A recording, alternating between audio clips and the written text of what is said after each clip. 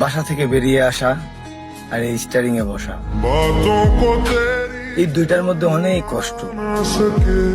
যদিও সময়ের প্রেক্ষাপটে এতেই আমরা অভ্যস্ত। তবে যেদিনে আর ফিরবো না সেদিনই ইতি টানবে এই জীবনে। ক্ষতি হবে আমার পরিবারের, ক্ষতি হবে আমার আপন মানুষের, তবে ক্ষণিকের জন্য। কয়েকদিন পরে তারাও স্বাভাবিক হয়ে যাবে। তবে কষ্ট কিসের জন্য? তবে আমি যাদের জন্য এত কষ্ট করি, দিন শেষে আমার হিসাব মিলিয়ে দেখি আমি যাতে কষ্ট পাই তারা সে কাজটা করতে ব্যস্ত থাকে। আসলে পুরুষ তো প্রিয়জন না হতে পারি,